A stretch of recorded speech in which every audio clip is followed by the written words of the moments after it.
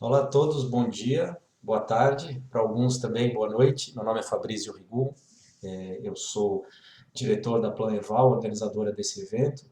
É um grande prazer estar aqui hoje com todos vocês, os nossos palestrantes e também a nossa plateia. Obrigado a todos que se inscreveram, tivemos bastante procura por esse evento. Hoje a gente vai conversar sobre os desafios do apoio à avaliação da avaliação do apoio à agricultura familiar, né, trazendo experiências do Brasil e da África. A área de agricultura familiar ela é transversal a inúmeros programas de apoio ao desenvolvimento econômico como um todo. E hoje nós trouxemos aqui pessoas que já trabalharam com avaliação nessa área, né? Então eles vão se apresentar quando forem fazer as suas apresentações. Nós vamos fazer uma breve preliminar aqui.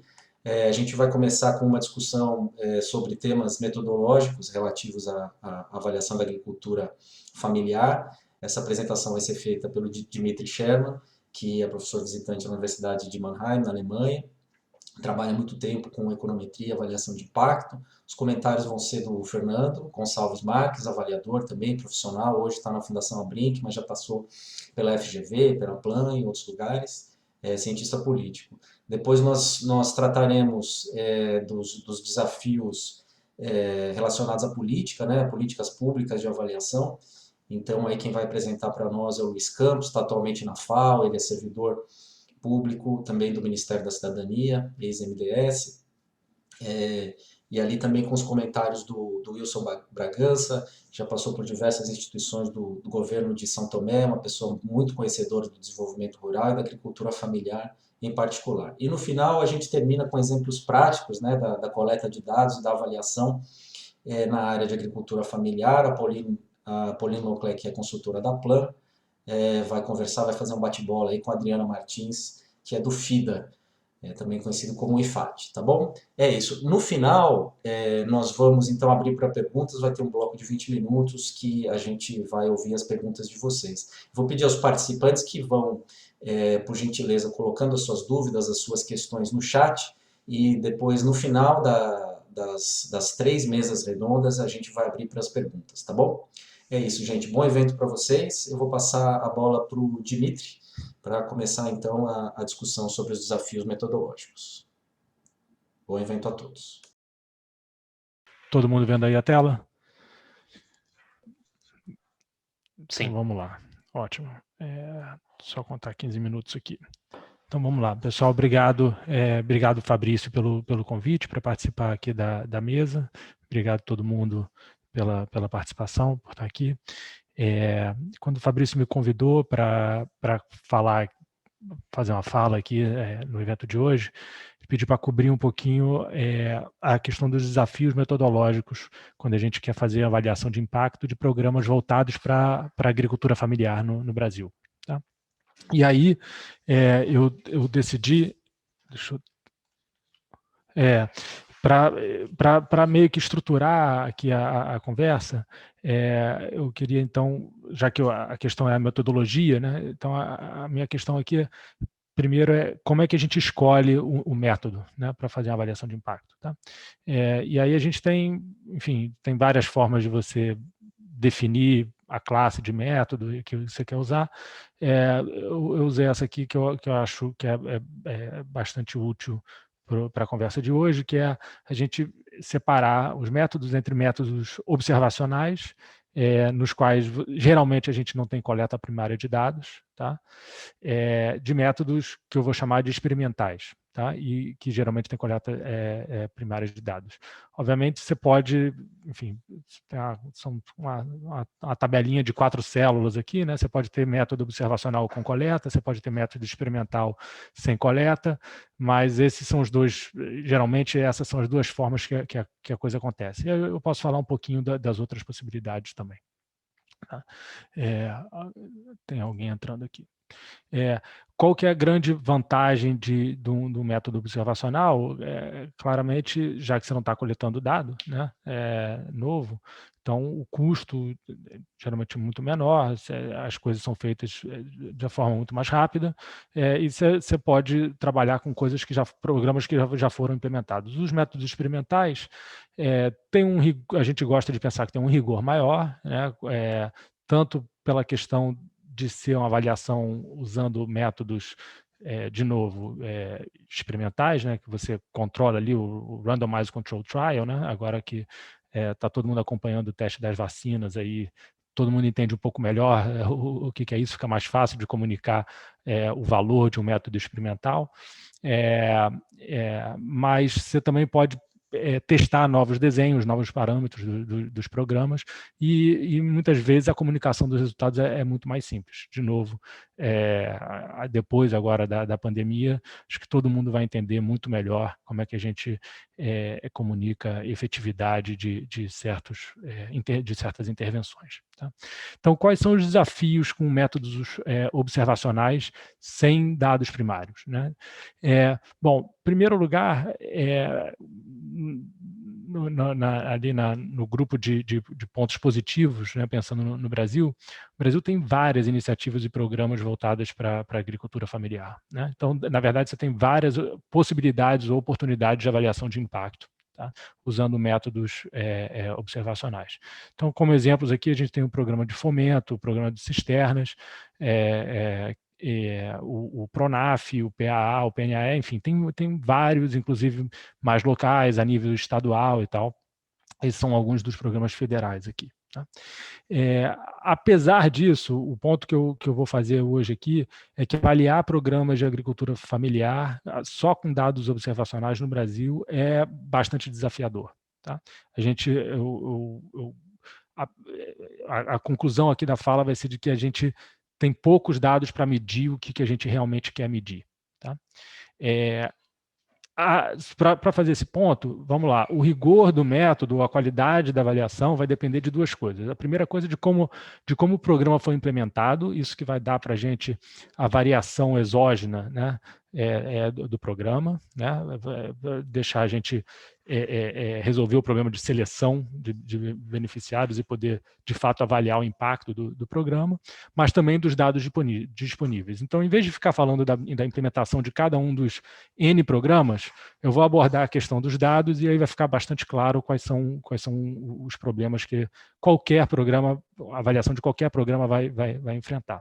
Então, quando você pensa em dados secundários no Brasil, voltados para a agricultura familiar, eu dividi aqui entre 3 grandes grupos aqui. Tá? E talvez essa lista não é exaustiva, talvez alguma coisa tenha ficado de fora aí, a gente pode conversar sobre isso. Tá? Também não sei tudo, também pode ter alguma coisa que se alguém tiver alguma coisa a adicionar, vai ser ótimo, vou ter aprendido alguma coisa aqui hoje. A primeira coisa que vem na cabeça, claro, é o censo agropecuário, tá? Que até onde eu sei, é a única pesquisa domiciliar com microdados que cobre a agricultura familiar. Tá? Dois grandes pontos positivos do censo agro primeiro, a cobertura é nacional, o país inteiro, tá? E depois os domínios, né? Quer dizer, são perguntas sobre uma gama de aspectos, né? Da família, do domicílio, da unidade produtiva, né? Que envolve crédito, produção, acesso à assistência técnica, acesso a outros programas sociais, enfim, são perguntas sobre várias coisas, e então isso é bastante interessante também. Do lado negativo, o que a gente tem no censo? Primeiro que são dados de seção cruzada, tá? E em baixa frequência. Então, os últimos que a gente tem aí são 96, 2006, 2017. Né? Então, tem mais ou menos 10 anos de intervalo entre cada um e entre cada censo, e com isso a gente não consegue aplicar os melhores métodos, tá? Que a gente tem disponíveis observacionais. Tá? Então, por exemplo, um método de diferença em diferenças é difícil você aplicar, você não tem dado em painel, você poderia fazer uma um pseudo painel, mas só com 3 também não fica legal. Um RDD, né, um desenho em descontinuidade, né, de regressão. É complicado também. Eu tentei, por exemplo, fazer uma avaliação do PRONAF, que tem uma linha de corte em 4 módulos fiscais, por exemplo. Então, a minha ideia era comparar agricultores com acima de 4 módulos, logo acima de 4 módulos versus logo abaixo de 4 módulos, e isso deveria estar dando aí deveria estar afetando a probabilidade do agricultor em acessar o PRONAF, por exemplo. Para minha surpresa, usando os microdados do censo, eu achei o efeito zero. Quer dizer, famílias abaixo de 4 módulos ou acima de 4 módulos não tinham nenhum diferencial de probabilidade em acessar o PRONAF, pelo menos da maneira que estava sendo reportada ali. Então, ou seja, tem uma diferença grande entre o que está sendo reportado ali no censo e o que de fato, de como a política pública de fato acontece, né? Isso não acredito que em termos agregados seja um problema. Eu acho que os números do censo são confiáveis, não se trata disso, mas quando você vai ali no detalhe para pegar, por exemplo, uma descontinuidade, isso pode ser difícil. Tá? Então, além do censo, o que a gente tem? A gente tem dados administrativos. Tá? Aqui um problema é que tem uma dispersão entre agências muito grande. Né? Então, por exemplo, o exemplo que eu gosto de dar são as EMATES, por exemplo, as agências de extensão rural. Elas possuem uma quantidade de dados muito grandes, mas não tão sistematizados. Tá? Então, no trabalho que a gente fez lá com o Ministério, por exemplo, enfim, não estava claro para ninguém, nem para o pessoal do Ministério que estava em contato com as EMATES, quais são os dados que, de fato, eles disponibilizam, que eles, de fato, possuem. Né? Enfim, tem alguns dados que são disponibilizados para o Ministério, mas estava claro que tinha mais coisa ali, enfim, tem muita informação ali que é subutilizada. Tem outros dados que são sigilosos. O Banco Central, por exemplo, tem uma quantidade de dados sobre crédito e seguro, por exemplo, que são muito interessantes, mas são sigilosos. Tá? O mais importante, esses dados administrativos em geral, não possuem nenhuma medida de produção e renda. Tá? Talvez na Emater você vai conseguir alguma coisa de produção, mas, de novo, isso não está sistematizado. Tá? Teria que estar muito melhor sistematizado antes de a gente conseguir usar isso em alguma avaliação de impacto. Então, com isso, a gente não consegue fazer uma avaliação de impacto nas dimensões que geralmente importam mais, que é exatamente produção e renda. Obviamente, existem outras, saúde e tal, que talvez você consiga caminhar um pouquinho mais longe, mas produção e renda é difícil você fazer coisa só com dado administrativo. Finalmente, a gente tem dado de satélite, que acho que é uma promessa muito interessante, é uma oportunidade muito interessante. Ainda existem alguns desafios para usar dados de satélite para a agricultura familiar. O primeiro deles é que você precisa de dados ou contextuais ou dados vetoriais, então você precisa do perímetro ali da propriedade para você enxergar exatamente o que está acontecendo ali. De vez em quando você vai achar alguma coisa no INCRA, você vai achar alguma coisa no CAR, ainda está um pouco, enfim, disperso isso. Muito importante, é difícil você linkar isso à identidade ali da família, do chefe da unidade familiar, para você então poder linkar com participação em programas. Né? Então essa é uma restrição. Nem sempre essas bases de dados estão calibradas para paisagens de agricultura familiar. Tá? Então você pega os dados do Hansen, por exemplo, ou mesmo o Map Biomas, né, que agora acho que é o orgulho nacional agora, o Map Biomas. Enfim, isso está calibrado. Enfim, tem algumas calibrações ali, mas não necessariamente para a agricultura familiar. Ainda não está claro, enfim, até onde a gente consegue ir com esses dados para mensurar a produção de agricultura familiar. E quando você quiser mensurar de fato produção ou rendimento, aí você realmente vai ter que fazer uma parceria com alguém que entende bem de sensoriamento remoto, porque esses dados não são off the shelf, né? Esses dados, você não baixa os dados de yield, né, de produção por hectare, ou mesmo de quantidade produzida do Mapbiomas, tá? Você consegue saber mais ou menos qual que é a cultura, talvez, só que mesmo isso vai ser difícil, né? Porque você pega, por exemplo, na agricultura familiar, produção de pequenos animais. Você nunca vai conseguir detectar isso com satélite, e essa é uma coisa muito importante de se medir. Tá? Eu tenho mais 3, 4 minutos aqui, esse é o meu último slide. Então, fazer avaliação com dados observacionais no Brasil para a agricultura familiar é difícil. Como é que... Então, vamos tentar fazer com método experimental. O que acontece aqui? Algumas coisas. Primeira coisa, Brasil, do ponto de vista dos financiadores, de quem financia a coleta de dados, principalmente, eu falando como pesquisador, né, eu pego o financiamento não é para implementar a política, eu pego o financiamento para coletar dados. Tá? O Brasil não é um país de renda baixa, é um país de renda média. Tá? Então, o que isso implica? Implica que os recursos mundiais para avaliação de impacto em agricultura familiar não estão no Brasil. Tá? Os financiadores estão muito mais preocupados com Bangladesh, ou com Índia, ou com Gana e Etiópia do que com o Brasil. Tá? O Brasil todo mundo sabe que é o modelo de agribusiness, de exportação e tal. Quem está preocupado com pobreza rural não está preocupado com o Brasil, está preocupado com outros contextos. Tá? E você também pode comparar com outros domínios. Se você quiser falar sobre corrupção ou governança, aí você consegue financiamento para fazer pesquisa no Brasil. A agricultura familiar é mais difícil.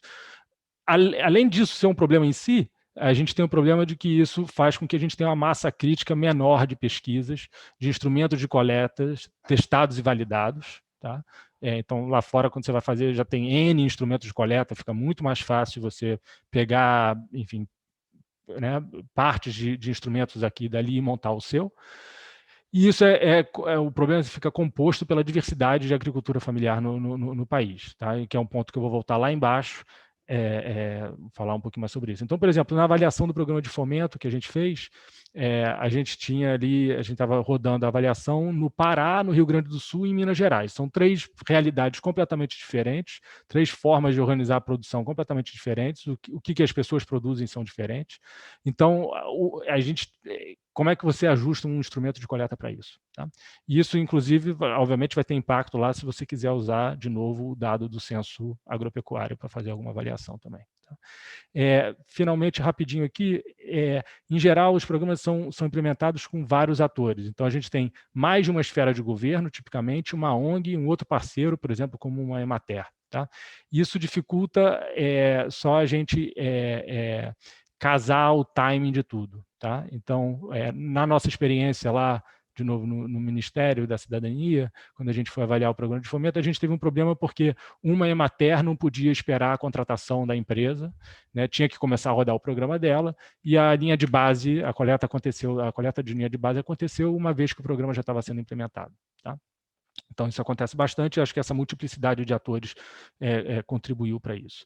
E, de novo, aqui falando da definição de agricultura familiar do Brasil, a gente tem uma variabilidade da população-alvo muito grande. Então, você tem diferentes contextos, não só entre Pará e Rio Grande do Sul, né? Mas mesmo dentro de Minas Gerais, por exemplo, mesmo dentro de um mesmo município, você tem famílias em situação de pobreza, em famílias em situações de extrema pobreza, e são público-alvos bastante diferentes. Né? Até os implementadores entendem bastante, né? Quem está implementando a política pública na ponta entende bastante disso. Isso importa porque o poder estatístico do experimento é afetado. Significa dizer que quanto mais heterogênea for a sua população, você tem várias vantagens nisso, mas você tem uma desvantagem que para um dado poder estatístico, você precisa de um tamanho de amostra maior. Tá? Ou, dado um tamanho de amostra, o seu poder estatístico vai ser menor. Tá? Então, essa é uma realidade com que a gente convive também. Não sei, acho que eu devo ter estourado uns 2 ou 3 minutos aqui o tempo, mas, enfim, era isso aqui que eu tinha para falar.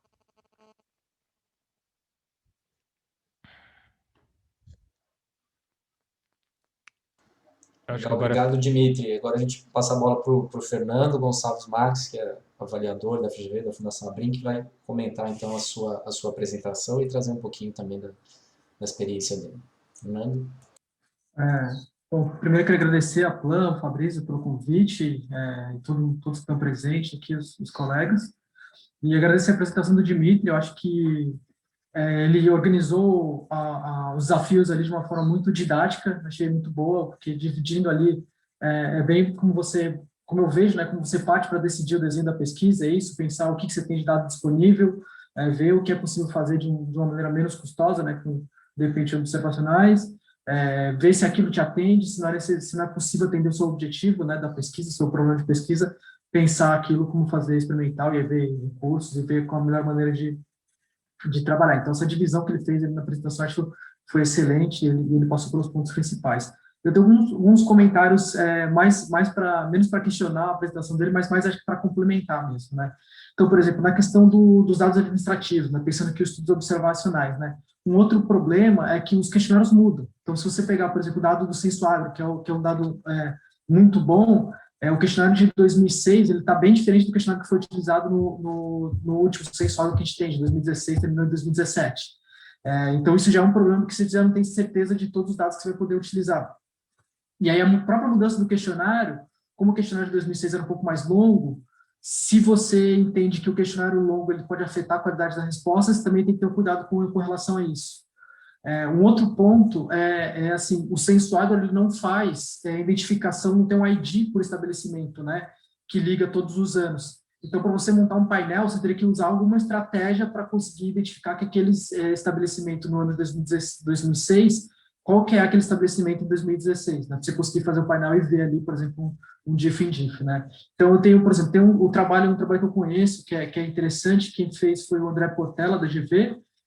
Trabalhei com ele na GV, e o Stephen Heflin, eles tentaram medir, acho que, produtividade, renda, avaliando o impacto do estabelecimento, né, com o Pronaf e também receber Bolsa Família, e eles não conseguiram fazer, eles evitaram fazer no nível de estabelecimento, não só por conta desses pontos que eu já disse, mas também porque para fazer isso, para usar os microdados, teria que ir na sala de sigilo do IBGE.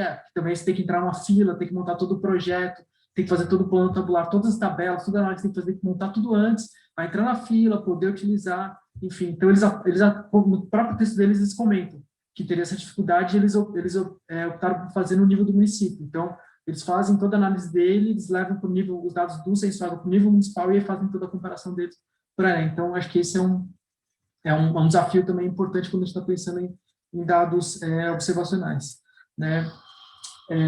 Acho que o principal do Censo Agro, que acho que seria o mais completo, né? A gente sabe, como o Dimitri falou, os dados administrativos têm um outro problema, que é a qualidade da imputação do dado, ela varia muito, cada lugar está imputando de um jeito, então você também tem que ter algum cuidado com relação a isso. Mas, de modo geral, acho que os principais desafios da utilização de estudos observacionais para dados administrativos, o Dimitri já comentou. Eu queria fazer também alguns comentários sobre a parte dos experimentos, né? Então, primeira coisa dos experimentos que eu acho bem importante que o Dimitri comentou de alguma maneira, mas acho bem importante, o timing da coleta, né? Por que acontece? Não é só, não tem uma cultura tão forte no Brasil de que a implementação dos programas, né, ela já vem junto com o planejamento da avaliação. Então, muitas vezes, você vai pensar em a contratação do avaliador, o avaliador externo, ela é feita depois que a implementação já está toda desenhada, já está toda feita. Então, o avaliador, ele já, só na hora de pensar, ele já vai encontrar um monte de constrangimentos para o desenho de pesquisa que ele vai propor, para o método que ele vai utilizar. Além disso, a gente tem no Brasil, como o Dimitri falou, que são diversos programas que são implementados ao mesmo tempo ou em tempos diferentes. Então, você também tem que ter muito cuidado na hora que você vai definir o seu grupo de tratamento e ter certeza que o grupo de controle não tem um programa semelhante implementado por algum outro órgão externo que tem a mesma atividade, que poderia contaminar aí, o seu experimento. Então, isso é difícil. E aí, então, você também precisa ter dados administrativos dos beneficiários e do controle, para você poder fazer um bom plano amostral, né?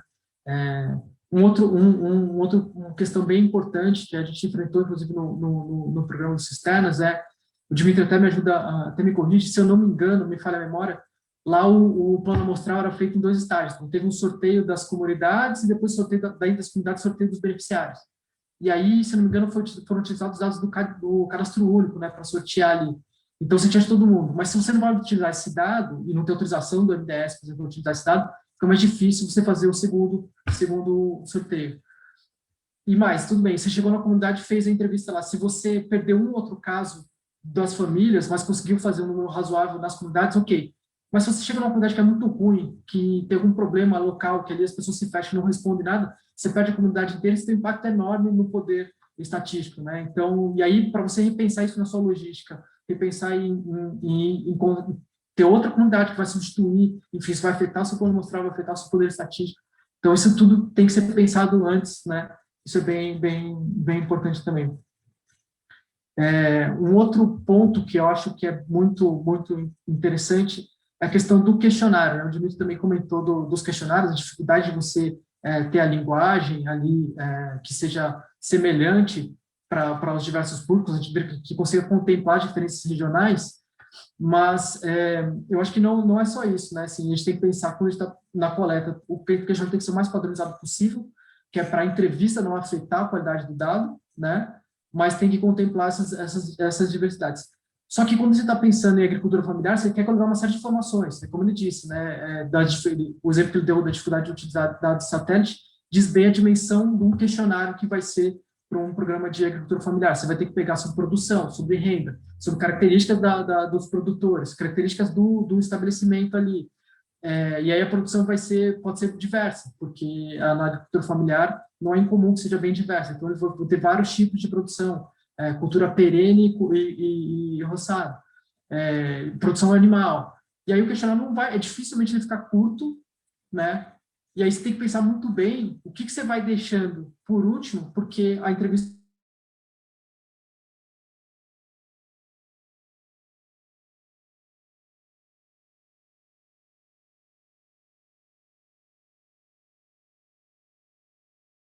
bem. Então, a própria ordenação dos blocos do questionário, não só a linguagem, ela conta bastante, e é bem relevante isso também.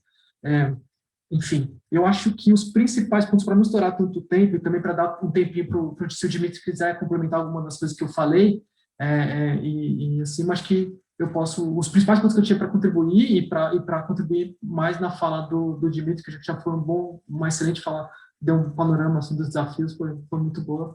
Acho que o que eu acrescentaria era isso. Então, se o Dmitry quiser comentar em cima do que eu disse, fazer mais algum ponto, ou alguém mais, eu deixo aí também para não atrapalhar também o tempo do debate. Eu fico aberto a questões também, se alguém quiser.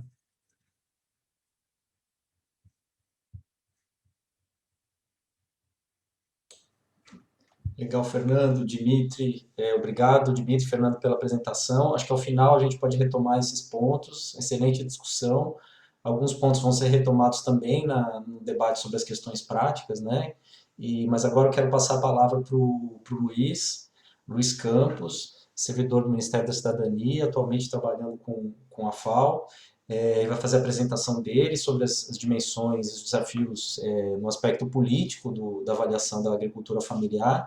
Os comentários na sequência vão ser do Wilson Bragança, do governo de São Tomé e Príncipe. Luiz.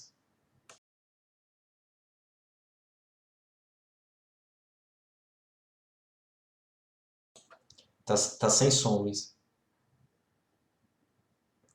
Eu queria aproveitar para dar as boas-vindas também ao pessoal que chegou depois. Tinha algumas pessoas com link antigo.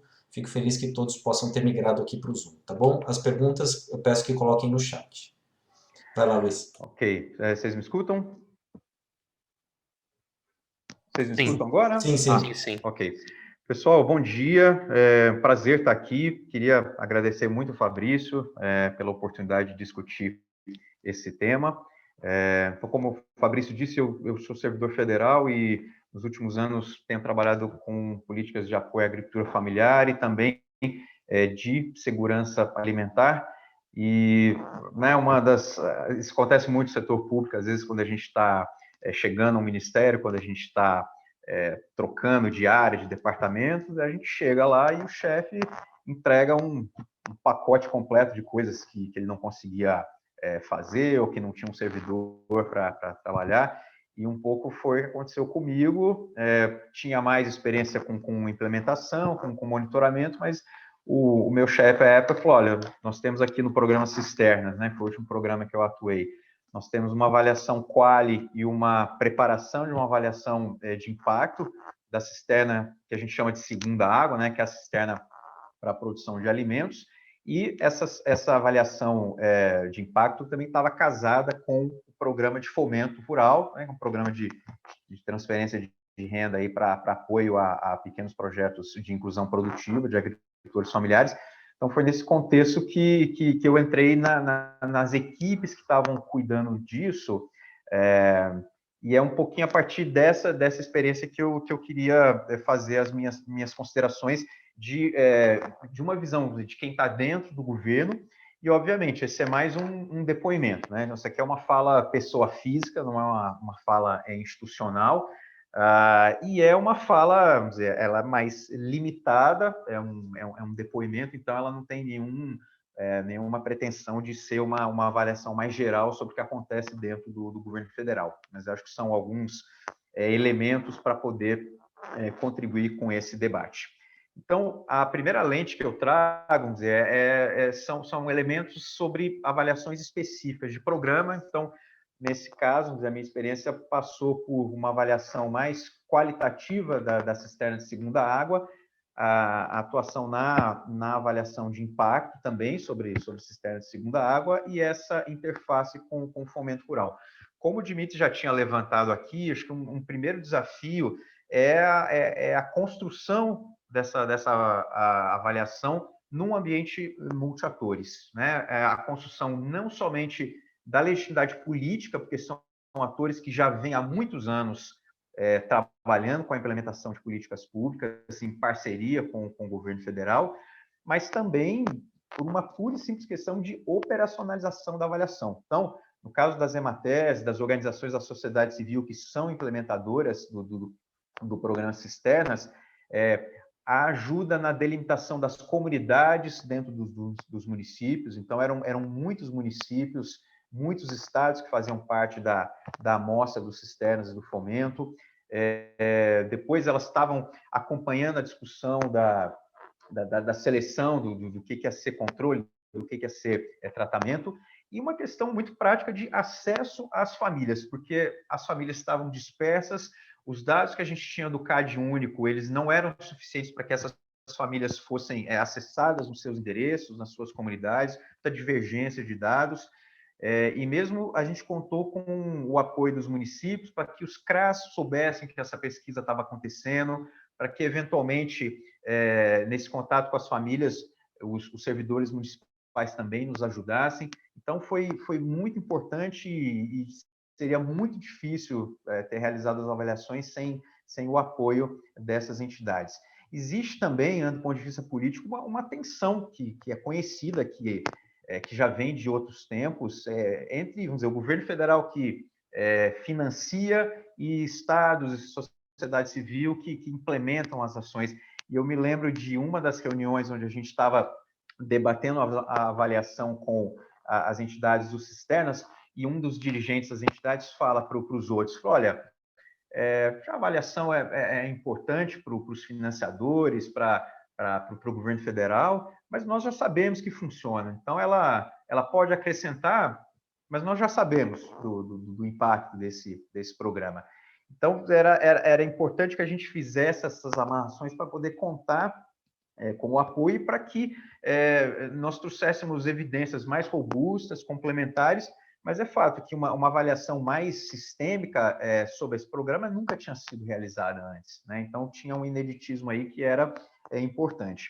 Um fator que contou também foi que, naquele momento, no Ministério, existia uma prioridade política por parte dos dirigentes, principalmente por parte da antiga secretária da Secretaria de Segurança Alimentar, e essa prioridade política casava e era facilitada por acordos de cooperação que o Ministério tinha com organismos internacionais, por exemplo, o Banco Mundial, e nesse caso o acordo de empréstimo financia a contratação da linha de base, e eram recursos vultosos, e também com universidades, né? Então, os acordos de cooperação técnica, os termos de execução descentralizada do orçamento, então permite com uma certa facilidade com que a gente contratasse a UNB, por exemplo, que fizesse o acordo de cooperação com a PUC, e isso facilitou. Então, vamos dizer, esses instrumentos paralelos ao orçamento stricto sensu, eles nos ajudam para um recurso para avaliação. E nesse ponto, eu acho que existe hoje um desafio muito claro de construção de capacidade técnica dentro dos ministérios, né, para que se defina uma agenda concreta de avaliação e que depois o Ministério consiga realizar a busca e a contratação ou a cooperação com esses parceiros, né? Então, uma contratação ali que não começa bem, ela dificilmente vai trazer o melhor parceiro para esse projeto, né? Então, acho que esse é um primeiro conjunto de desafios a partir de avaliações específicas. E aí eu amplio um pouquinho essa lente para uma visão mais sistêmica de programas de apoio à agricultura familiar, a desenvolvimento rural, à segurança alimentar. Eu gosto muito dessa lâmina do J. Paul sobre componentes da avaliação de programas e das suas dimensões, e eu queria ressaltar alguns pontos que, do ponto de vista de quem está dentro do governo, eu acho mais críticos.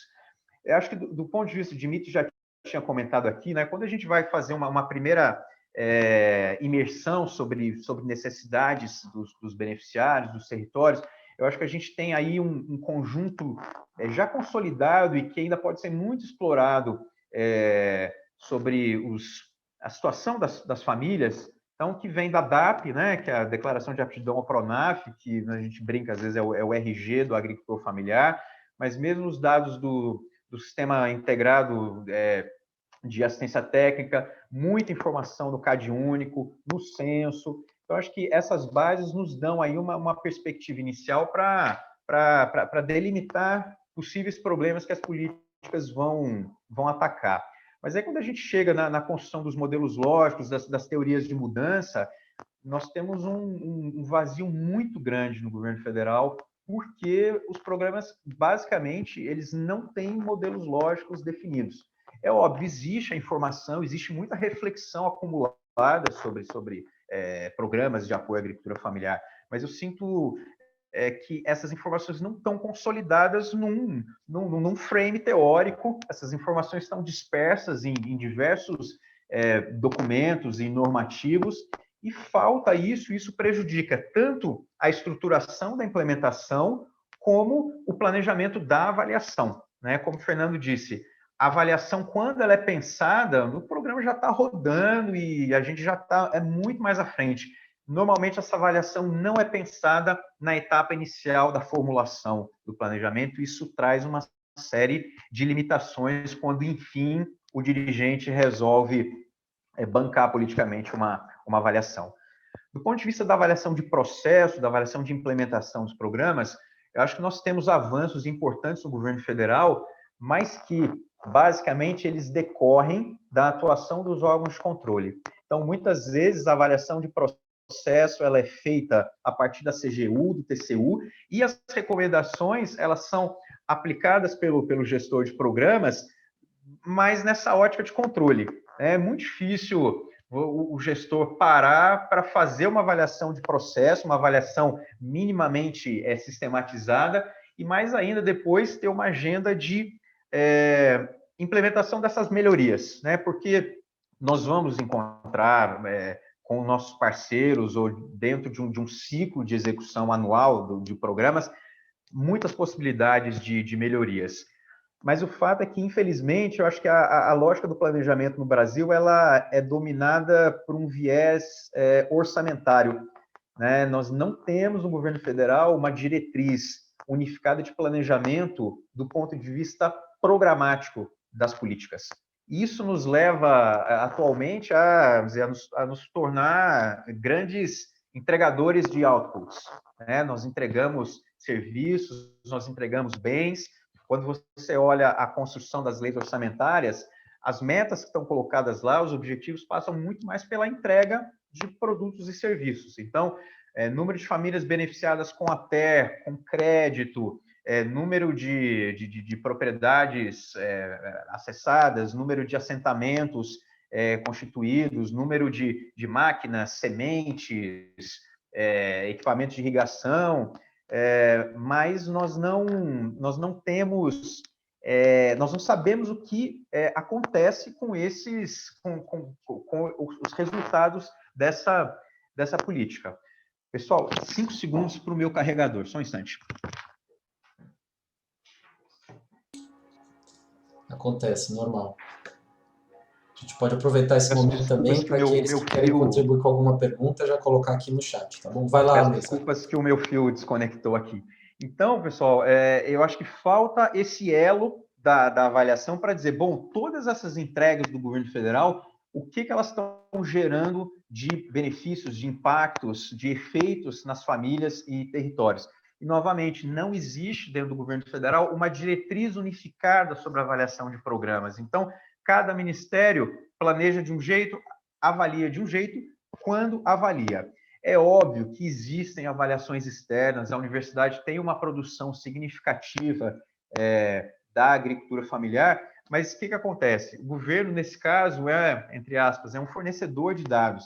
É óbvio, são dados públicos, eles têm mesmo que estar disponíveis, mas eu sinto que o governo poderia aproveitar estrategicamente essa agenda de pesquisa que está na universidade, ou mesmo a capacidade instalada de órgãos como o IPEA, por exemplo, para construir uma agenda mais estratégica de avaliação e que respondesse aos desafios que esses programas encontram.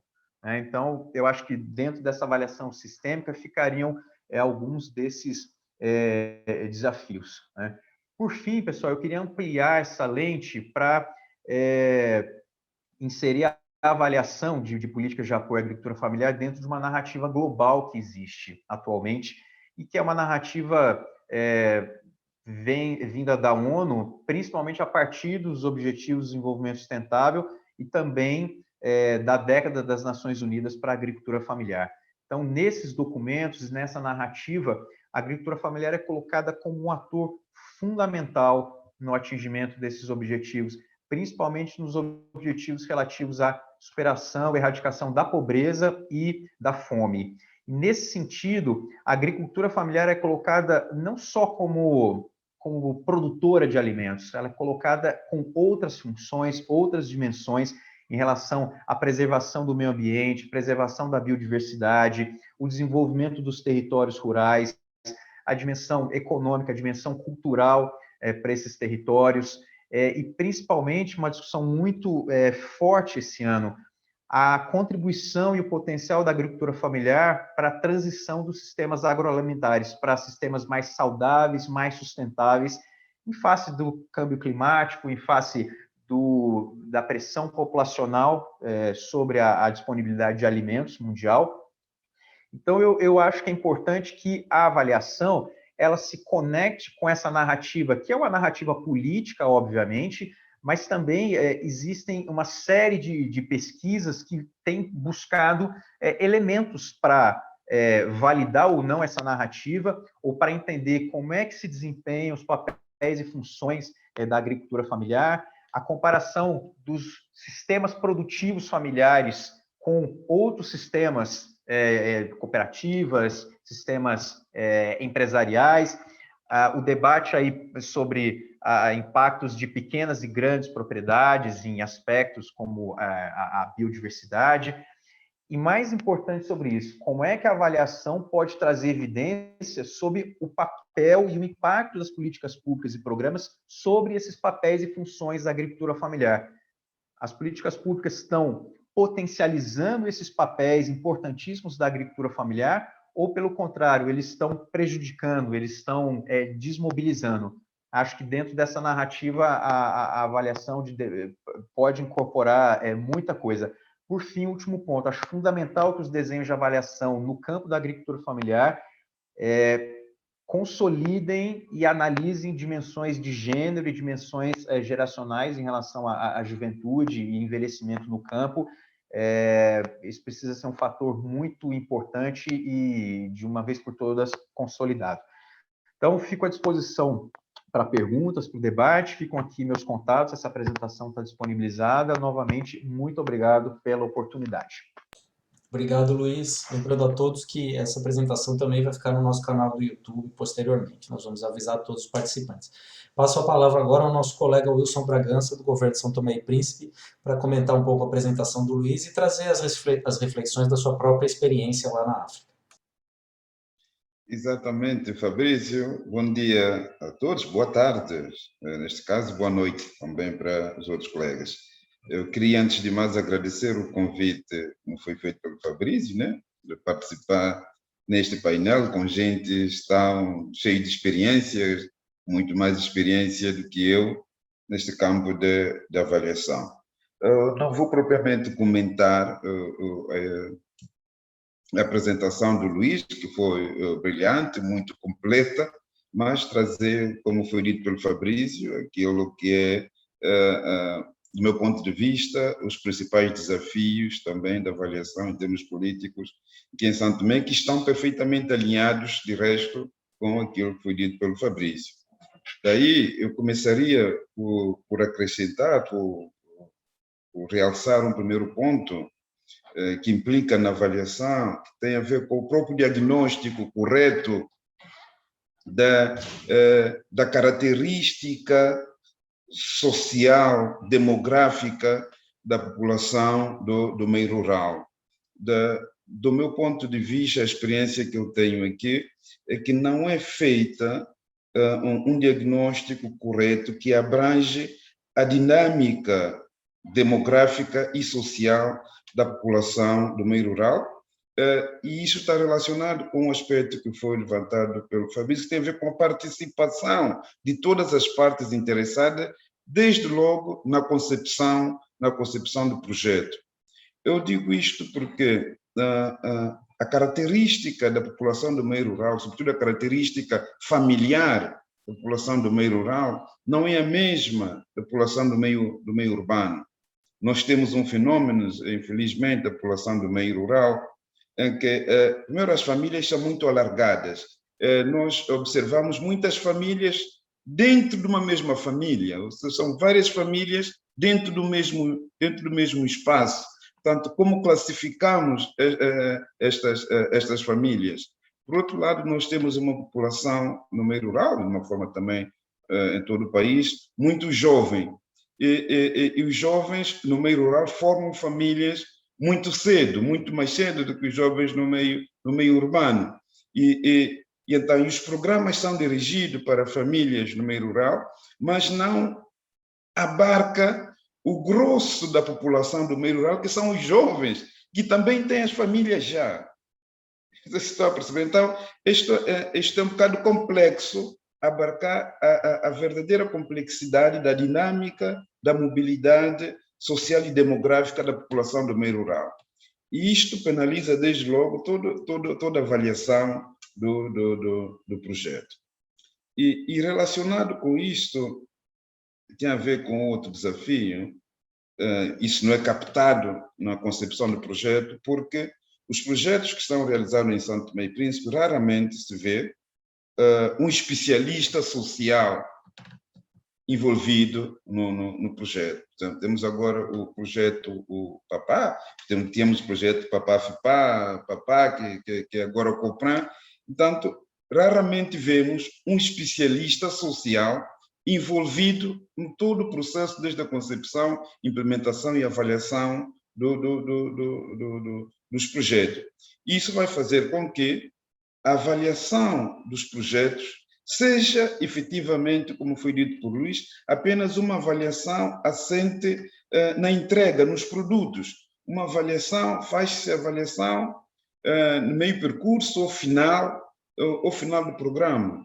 E estas avaliações que são feitas apenas, sobretudo nos finais do programa, no fim do programa, não abarca, não avalia efetivamente os efeitos sinergéticos eventualmente gerados pelos programas.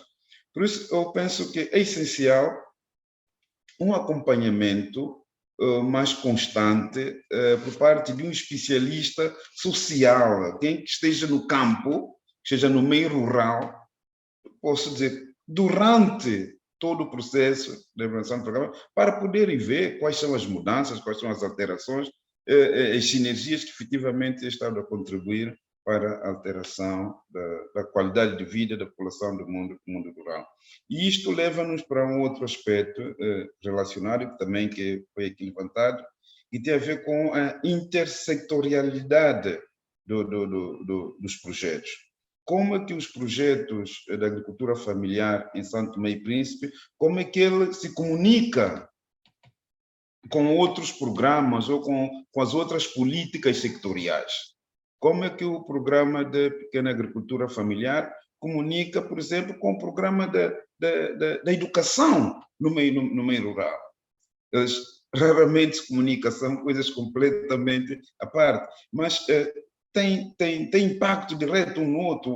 Desenvolver um programa de pequena agricultura familiar, obviamente, vai contribuir para melhores resultados na educação e na saúde, porque as pessoas podem ter uma melhor alimentação, na consequência de ter um melhor rendimento, fazer uma melhor alimentação e, consequentemente, contribuir para a melhor nutrição da população, etc. Portanto, é um grande desafio, efetivamente, que tem a ver com como é que esses programas da agricultura familiar ela está inserida no quadro das políticas públicas gerais do país e como é que ela se comunica com as outras políticas públicas sectoriais, por exemplo, no domínio da segurança ou da proteção social. Este é um programa que contribui imenso para a proteção social da população do meio rural. Mas, se nós avaliarmos apenas o programa de agricultura familiar, ela não se comunica, ela não está articulada, não está alinhada com os outros programas sectoriais. Portanto, eu acho que este desafio de intersectorialidade é efetivamente um desafio muito, muito importante, que é melhor nós enquadrarmos melhor esses programas. E isso tem a ver com o facto que eu noto aqui em São Tomé e Príncipe, o enquadramento, esses programas, esses projetos, são vistos apenas como isso, como projetos. E aqui nós temos uma concepção, uma percepção um tanto quanto errada dos projetos. E como os projetos desde a independência tendem a ser algo financiados, geridos, governados fora da administração central do Estado, fora das instituições, dos ministérios, então são vistos como algo, isso aí é um projeto, é algo do parceiro, então é da responsabilidade do parceiro, e mesmo a população beneficiária vê o projeto como algo de fora, algo exterior, algo que é financiado, que é da responsabilidade do FIDA, que é da responsabilidade do Banco Mundial, então não se sentem devidamente engajados, envolvidos como sendo a responsabilidade sua. E isso vê-se mesmo a nível dos discursos dos governantes. Se nós estivermos atentos aos discursos dos governantes, mesmo do Ministro da Agricultura, é raro enquadrar este programa de pequena agricultura familiar como sendo uma política pública do governo do Estado santomense.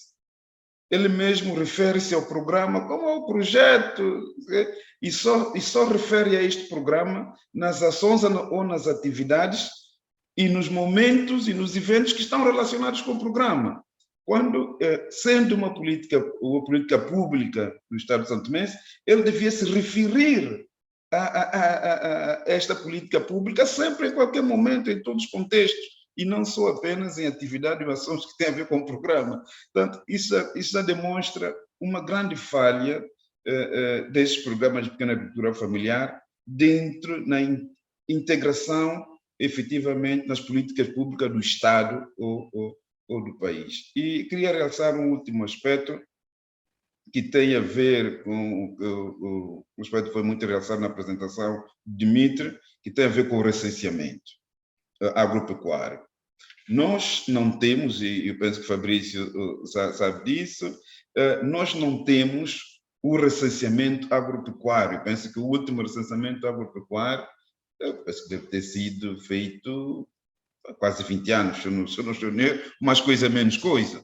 Portanto, para dizer que nós não temos dados recentes sobre a nossa situação agropecuária.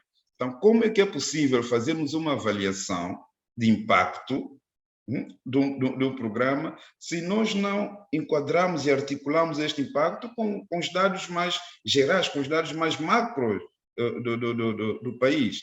Como é que é possível fazermos uma avaliação de impacto se nós não temos uma base de dados, né, com indicadores de agricultura? Portanto, qual é a contribuição deste programa, efetivamente, para o aumento do nosso produto interno bruto, para o aumento da melhoria de condições de vida, efetivamente, da população, quando nós não temos dados sobre isso?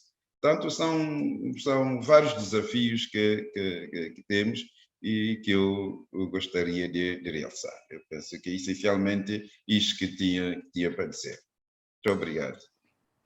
Excelente, Wilson, muito obrigado. Obrigado, Luiz, também pela apresentação. Essa questão da intersetorialidade, da integração de políticas públicas é um desafio para São Tomé, que é um estado relativamente pequeno e centralizado. Imagine para os países maiores, como é o caso do Brasil. A gente pode retomar essa questão também ao final, durante o nosso debate.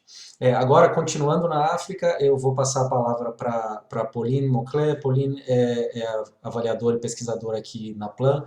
Ela vai fazer uma apresentação conjunta com a Adriana Martins. Elas vão falar um pouquinho da experiência de ambas com a implementação da avaliação na prática. Vão trazer exemplos do Nordeste do Brasil e também da África. Obrigada, Fabrício. Henrique, você consegue compartilhar a apresentação? Você está de co-host, pode compartilhar a tela. Ah, ok. Só um minutinho, então.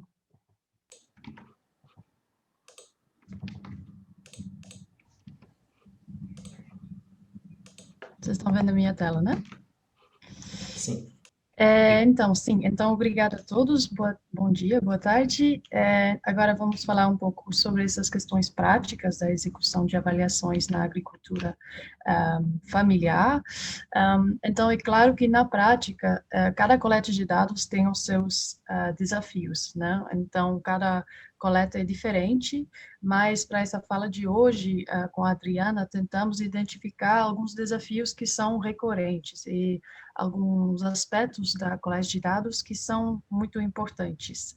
Então, identificamos aqui essas 8 questões, e vamos cada uma apresentar algumas, e a outra pessoa, então, vai trazer a experiência dela de um projeto diferente, né? Então, primeiro tem a questão do treinamento, que é super importante na implementação de um survey, né, que é o treinamento dos enumeradores que vão aplicar o questionário. Tem a questão da linguagem no questionário mesmo, que é bem essencial. Tem a questão do período de aplicação do survey, que não sempre temos tanta flexibilidade com isso, e que isso pode trazer alguns desafios. A questão da logística, a questão de transferências internacionais, a questão da definição da amostra.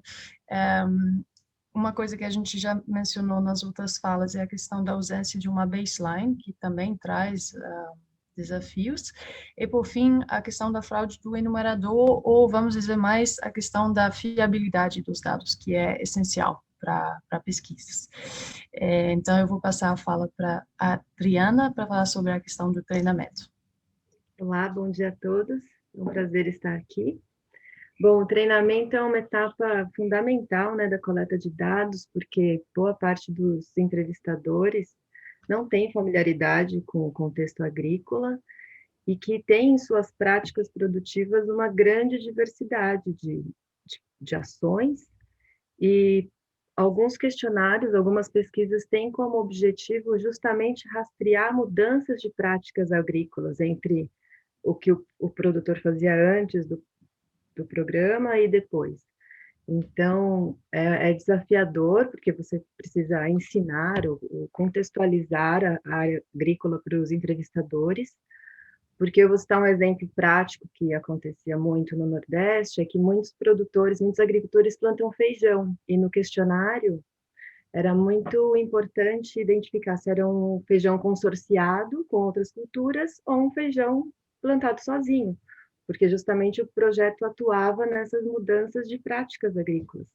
Então, o entrevistador, quando o entrevistado começava a responder sobre determinada cultura, ele deveria saber conduzir o questionário de forma a colocar a informação no campo correto. Então, isso era essencial para a pesquisa, mas muito delicado de fazer corretamente. Exigia um treinamento longo, exigia a checagem dos primeiros questionários, para ver se alguém tinha algumas dúvidas. Pode seguir, Paulinho, por favor. E, então, assim, são muitas horas de treinamento, né, levando em consideração o tempo que, às vezes, temos disponível para fazer a pesquisa, mas é essencial.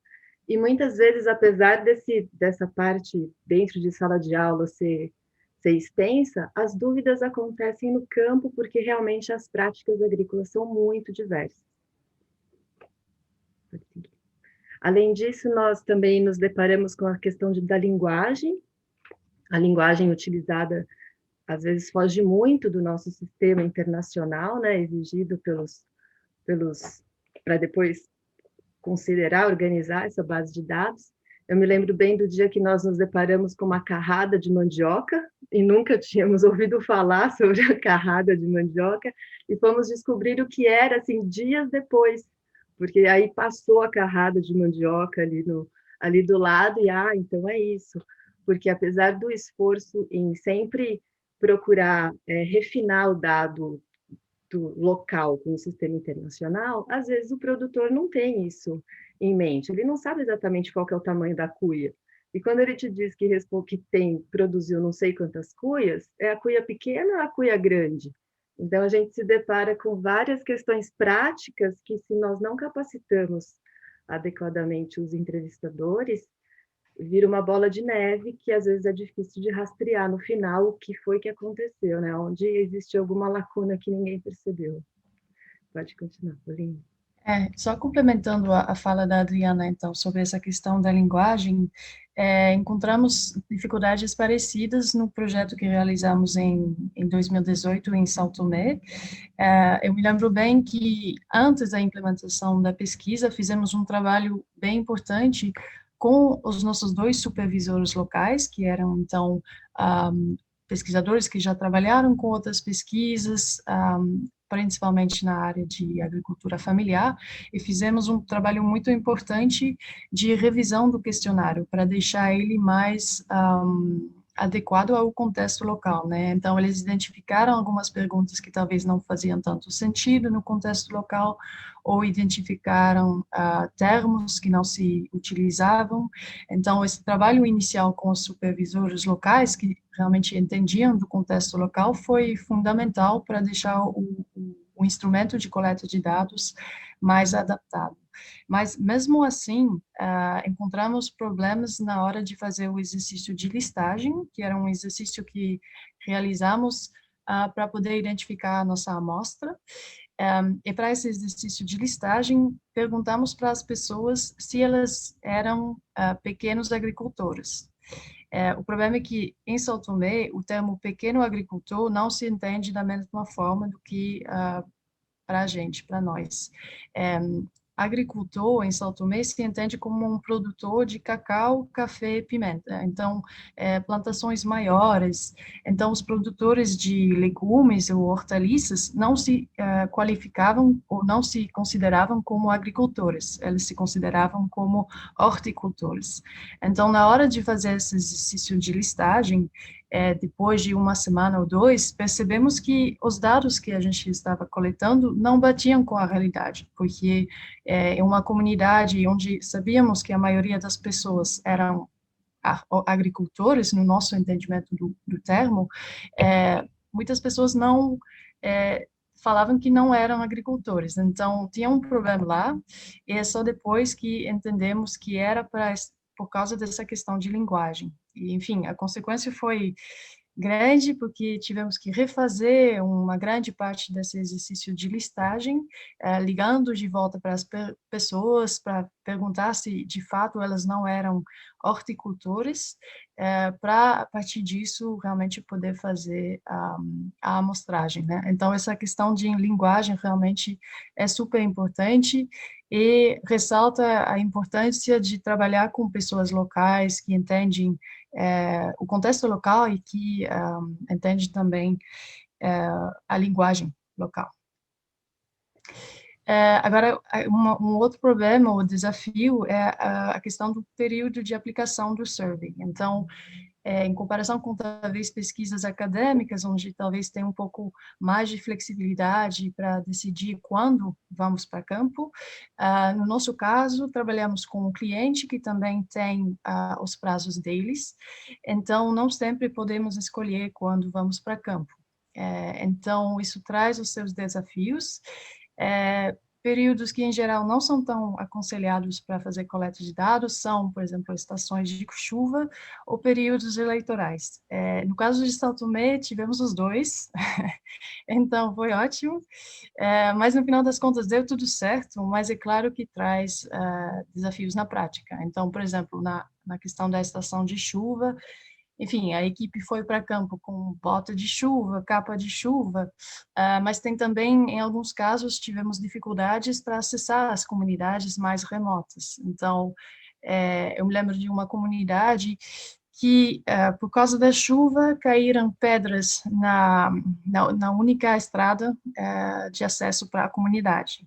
Então, por muito tempo, não conseguimos acessar essa comunidade. Eu acho que, no final das contas, esperamos o mais do que possível e fomos, talvez, no último dia de coleta de dados, conseguimos acessar essa comunidade, mas, de fato, realmente tem uma consequência na implementação do survey.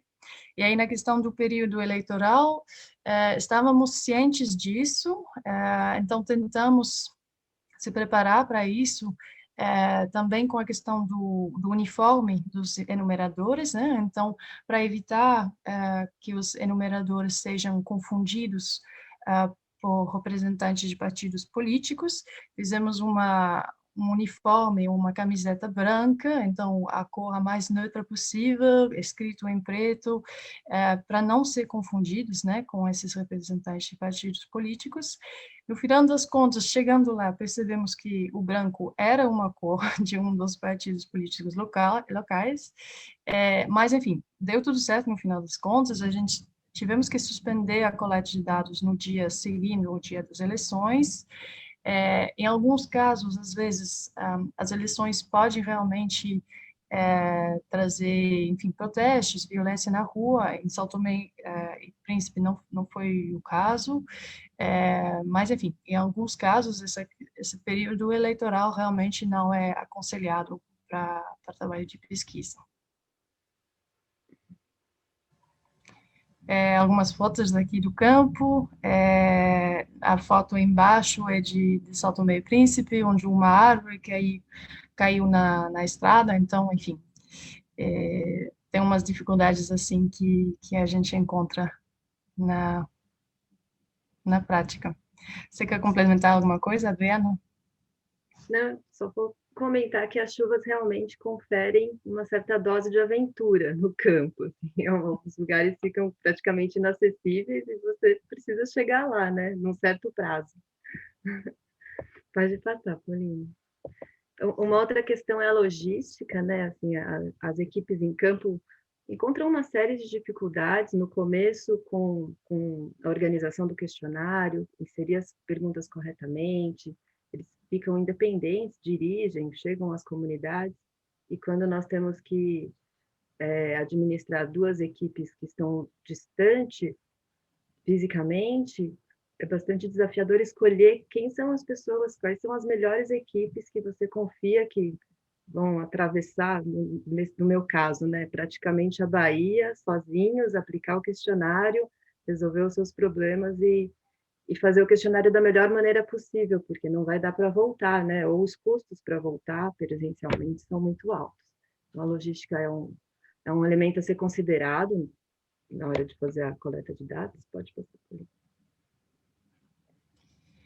No caso de São Tomé e Príncipe também, tivemos um período onde estávamos aplicando o survey nas duas ilhas, né?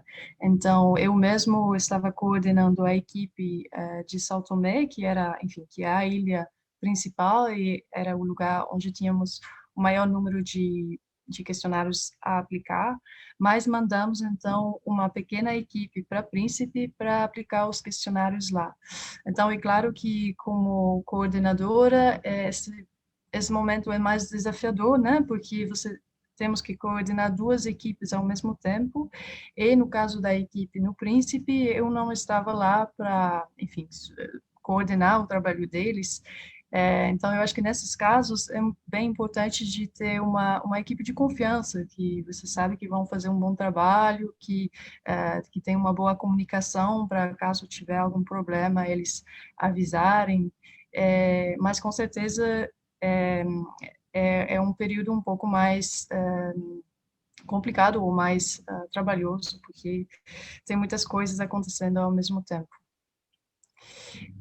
Aqui um ponto também, que talvez não é tanto o caso para os projetos da Adriana, que foram no Brasil, né? Mas no caso de São Tomé e Príncipe, por exemplo, a questão das transferências internacionais, enfim, que é uma coisa bem pragmática, né? Bem operacional do projeto mesmo, mas foi um desafio também.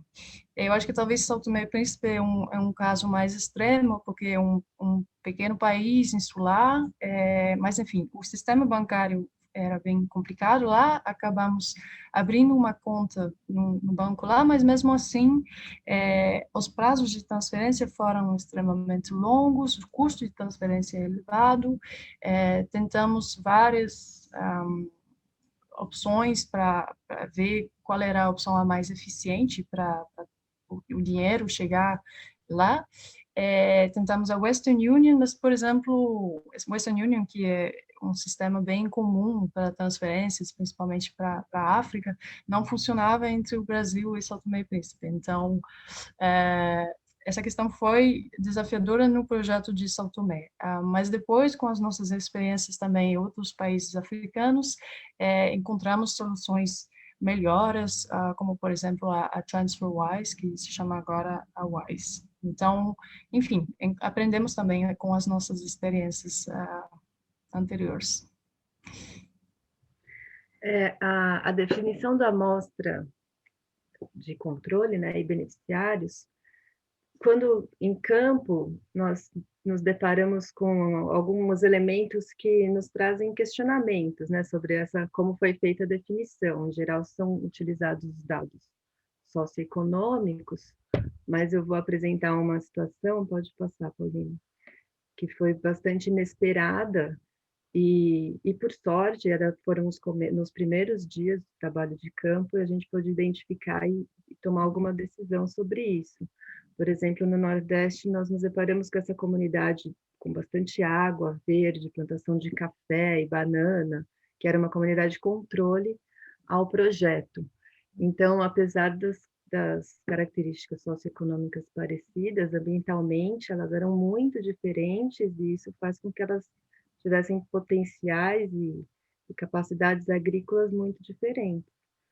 Então, a gente identificou esse desafio, né? Quando você precisa definir, ou pelo menos contornar o que vai ser a sua comunidade de controle e tratamento à distância, às vezes só com os dados públicos disponíveis, você não chega em detalhes do local que fazem muita diferença exatamente para o seu objetivo de pesquisa, que são práticas agrícolas. Em alguns lugares, nesse lugar tinha muita água. Era um lugar impressionante, muito próximo ao do lado, e era um vale maravilhoso no meio do sertão, assim, com dados socioeconômicos semelhantes a outras comunidades. Nessa situação específica, era o começo do trabalho, e nós optamos por remover essa comunidade e escolher uma outra. Mas foi uma oportunidade rara, porque foi um campo que eu estava presente, os fornecedores também estavam presentes, foi muito rápido fazer a comunicação para a cadeia inteira envolvida na avaliação e tomar a decisão, né? Provavelmente, quando isso acontece, estão só os entrevistadores em campo, passa batido, ninguém se dá conta. Próximo, Paulinho. Então, o ponto seguinte também é a dificuldade, enfim, é um ponto que já foi levantado nas falas anteriores, né, que que em para vários projetos não tem uma baseline. Então, no caso, por exemplo, de São Tomé, eu acho que foi também o caso da Adriana, no projeto de Gente de Valor, somos contratados para fazer uma coleta de dados pós-intervenção, né? Então, no fim do projeto. Só que para poder comparar e avaliar o impacto do projeto, né, precisamos entender qual era a situação antes do projeto. Então, em muitos casos, por questões de timing, como o Fernando mencionou, ou questões de recursos, não é realizada uma baseline, e então uma solução que é utilizada comumente para isso, para resolver esse problema, é de fazer perguntas retroativas. Então, a gente vai perguntar, por exemplo, a gente quer entender a produção e a renda das pessoas, e a gente vai perguntar sobre a renda e a produção atual, e depois perguntar sobre a renda e a produção antes da implementação do projeto. Só que, no final das contas, geralmente, os dados acabam sendo bem aproximativos e menos precisos do que se você pergunta sobre hoje, né? Eu acho que para todo mundo seria difícil de responder a algumas dessas perguntas, porque aí perguntamos, por exemplo, quantos ovos foram consumidos em 2014 ou produzidos em 2014.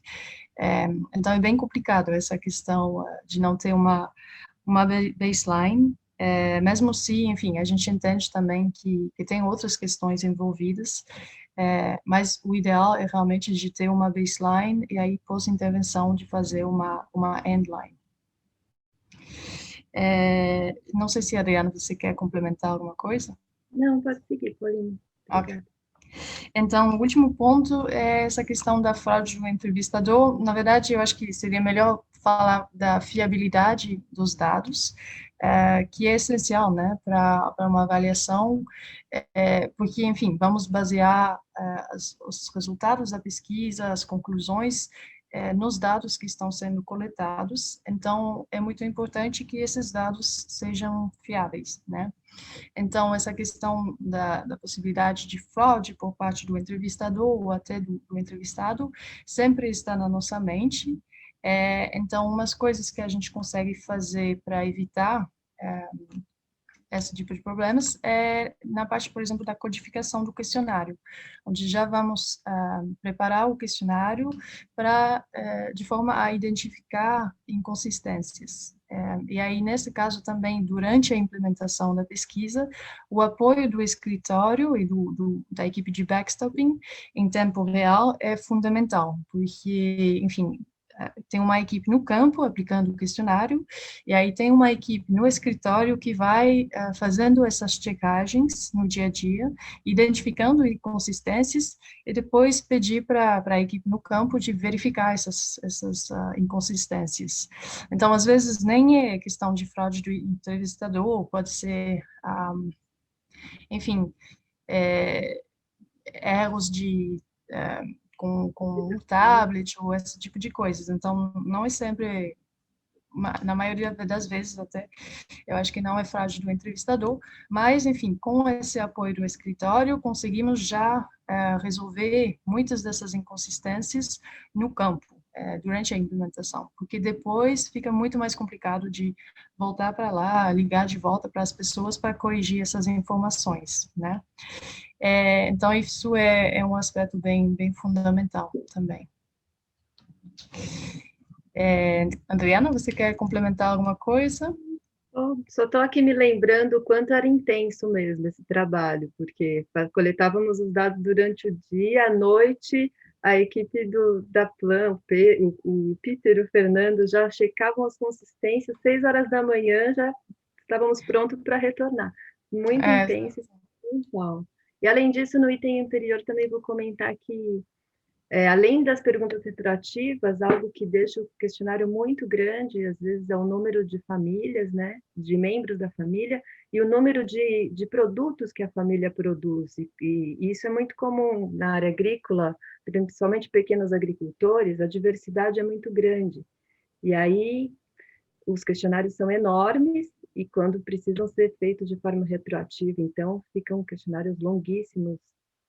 E nesse caso, como foi mencionado, também você começa também a ter mais dúvidas sobre a fiabilidade dos dados, porque as pessoas ficam cansadas e querem só acabar com o questionário e, enfim, talvez os dados não são tão ricos do que no começo da entrevista.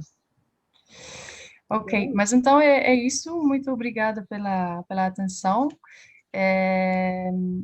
Ficamos à disposição também, caso vocês tiverem alguma pergunta. Obrigado, Paulina. Obrigado, Adriana, pela apresentação. As questões práticas, né, da avaliação, elas são essenciais em todos os níveis, até o nível de formulação de políticas, né? Se a pessoa que formula a política não entende das dificuldades de se produzir o dado que depois vai gerar a medição do impacto, ela não vai saber especificar um termo de referência correto, né, e que esteja à altura tanto das necessidades de implementação de política como seja viável, que é um pouquinho o que o Luiz estava falando no início lá, com relação à especificação de termos de referência. Gente, nós temos 10 minutos agora, na verdade 8, para encerrar o nosso evento.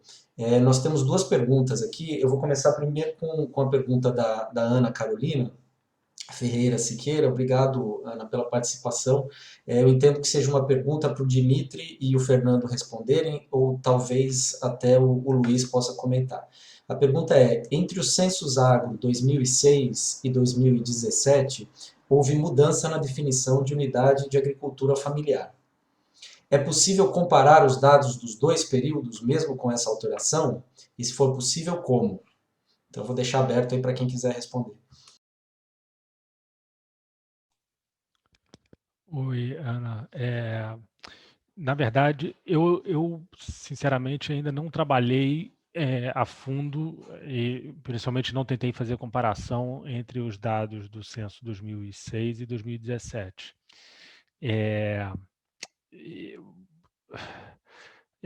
Se teve mudança na definição, então acho que só usar o indicador de agricultura familiar sim ou não seria a coisa mais indicada a se fazer. Isso dito, essa definição muitas vezes é derivada de outras informações que estão ali no censo. Então, é questão de entender como que essa variável foi construída, né, e tentar fazer, se você tiver o acesso aos microdados, né, se você estiver dentro da sala de sigilo do IBGE, imagino que seja possível construir a sua própria definição de agricultura familiar de forma que seja razoavelmente comparável. Trabalhando com dado agregado, aí eu acho que realmente não tem muito. Aí é questão de ver o quão diferente está sendo essa definição. Posso complementar um pouquinho, Dimitri, se me permite? Por favor. No questionário do censo, então teve essa mudança, mas se eu não me engano, ela foi o censo agro de 2017 já estava no final da coleta quando teve a mudança. Tem um decreto de agricultura familiar, se eu não me engano, em 2006, depois teve em 2017 e mudou recentemente agora, esse ano, se eu não me engano, agora faz pouco tempo, acho que mudou de novo. Mas o questionário, ele tem um marcador lá, que é se o estabelecimento, o produtor, ele tem o DAP. Então, esse é o marcador que eles utilizam, então você tem uma noção se ali ele era considerado, na época, agricultura familiar. Mas, para além disso, no questionário de 2006 e 2017, tem uma série de informações que são coletadas, enfim, se familiares trabalham no empreendimento, dimensão do empreendimento, enfim, uma série de coisas que você pode utilizar para caracterizar. Então, como o Dimitri disse, usando os microdados, você pode utilizar uma definição e aí fazer uma coisa comparatória. Agora, é isso, se você for pegar tabelas já prontas no Sidra, assim, aí requer uma atenção maior, um cuidado. Mas eu recomendaria que você olhasse, comparasse os dois questionários, eles são diferentes, eu já adiantei, eles são diferentes, mas ele, em boa parte, ele permite comparação, e aí você utiliza as definições aí que você achar mais adequado utilizar para agricultura familiar. É isso. Eu lembro que no estudo que eu citei do Heflin e do André Portela, eles utilizaram estabelecimentos, são considerados dados de estabelecimentos de até 500 hectares. Se eu não me engano, acho que foi isso. Não estou me engano, mas acho que foi isso. Então, eles fizeram um critério arbitrário para fazer essa comparação dos dados de duas fontes. Apesar de ser censo, são instrumentos de coleta bem diferentes. Então, eles fizeram isso. Mas acho que eu recomendo, o primeiro passo é analisar o questionário e dar uma olhada como é que ele vai atender no seu objetivo, sua pergunta de pesquisa. Obrigado, Fernando. Obrigado, Dimitri, pelas considerações.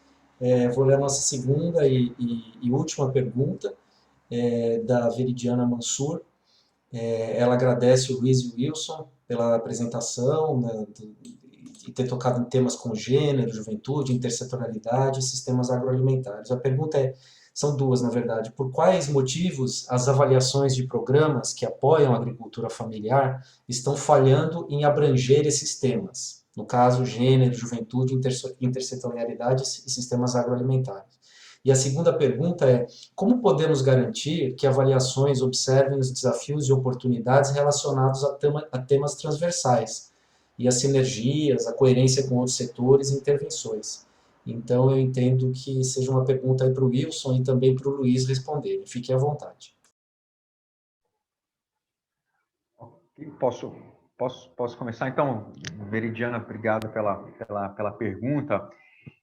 Eu diria que, eu acho que, primeiro, que as avaliações simplesmente não são realizadas, elas não são parte da cultura do governo federal, avaliações mais sistematizadas enquanto problematização e busca de relações de causa e efeito, ou mesmo de um julgamento, né, de uma valoração das intervenções do governo. Então, quando isso não vem lá de trás, no momento da formulação, no momento de uma revisão do programa, acho que esses temas dificilmente são abordados, e acho que quando excepcionalmente se faz avaliação, acho que acaba se preocupando com aspectos e dimensões mais produtivas da agricultura familiar. Então, o interesse dentro de um cenário restritivo de recursos, de tempo do gestor, acaba sendo focado mais para aspectos da renda, da produtividade.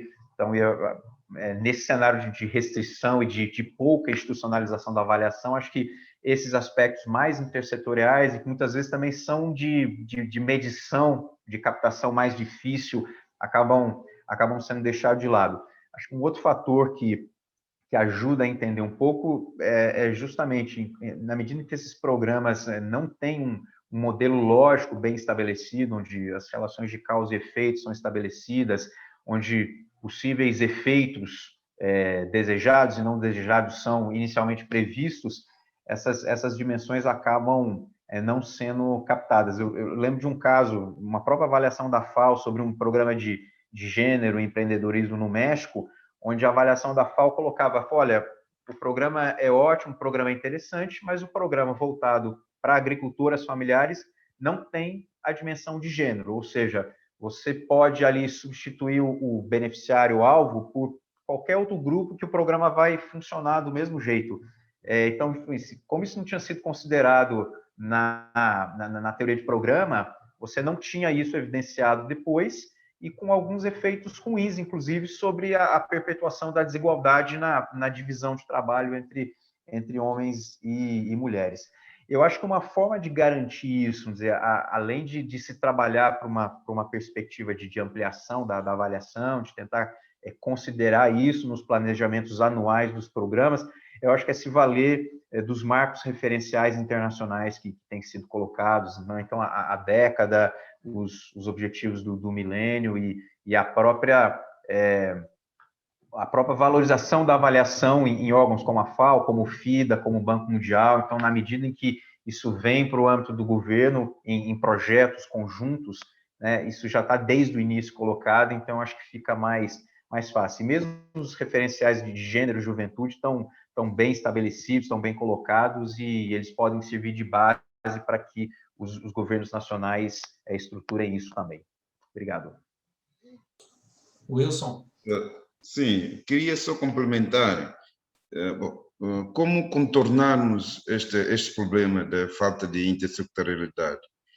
Eu acho que o primeiro aspecto é mesmo efetivamente o envolvimento e a participação de todas as partes interessadas na concepção do projeto e a difusão da informação.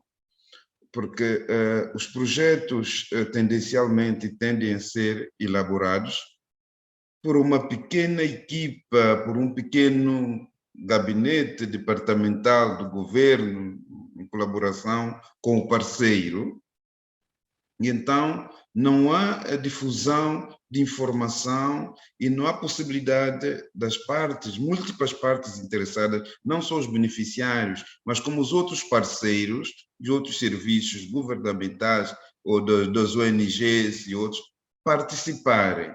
Então, aí perde-se, quando nós estamos a elaborar um projeto e que há difusão de informação, mesmo que nós não lembremos, alguém que lembre do outro, porque está mais ligado com a matéria. Se estou a fazer um projeto de pequena agricultura familiar, eu tenho no país o Instituto Nacional de Promoção e Equidade de Gênero. Olha, o problema do meio rural tem um problema sério de equidade de gênero, de igualdade e equidade de gênero. Eu não posso fazer um projeto para o meio rural e não envolver esta instituição. Por exemplo, eu estou só a dar um exemplo. Olha, quando é que foi envolvido o Instituto Nacional de Promoção e Equidade de Gênero na elaboração de qualquer programa para o meio rural? Nunca.